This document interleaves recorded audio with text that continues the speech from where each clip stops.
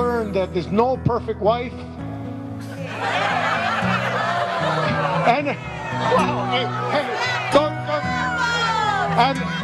and there's no perfect husband. All right? There's only a couple that learns to live together and enjoy each other through everything that they have to deal with. And that we've learned. Live together? Oh, work together.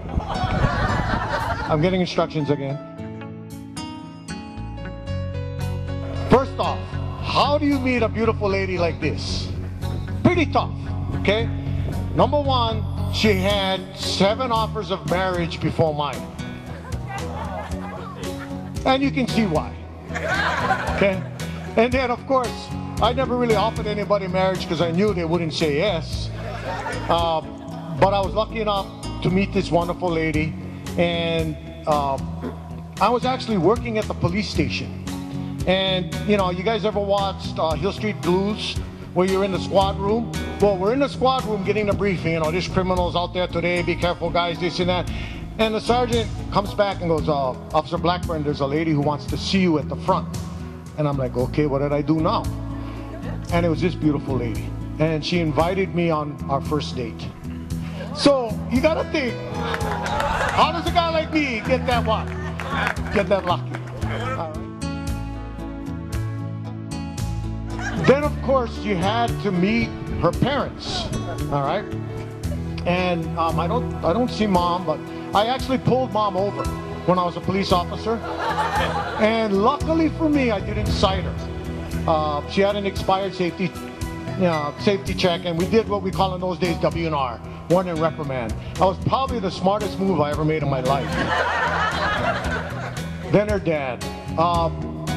We are what our parents were, all right? And by that I mean we are all part of what they bought before us and what was before them. And if any of you have ever met Kalua Kaiahua, he was the most beautiful man in the world. Okay? He had aloha for everybody. He healed people. And for some reason, he accepted me into the family. And I'll never forget his words. Boy, you're taking out the apple of my eye tonight. And he had, you know, he always had a smile. But this was the only real time I say kind of a cracked smile. And he looked at me and he said, I would hate for anything to happen to her. And that was his way of telling me, you better take care of my what? My daughter. And I'm forever thankful for that. I don't know how I was so lucky to get this lady. And we, you know, we have our disagreements, everybody does. We have our good days, and you know, our bad days are far and farther in between now.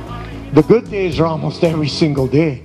Oh, another good thing about 30 years, you argue, you wake up in the morning, you forgot what you argued about. You gotta look at each other and go, what were we arguing about? Well, I don't know, well, let's have a good day, okay.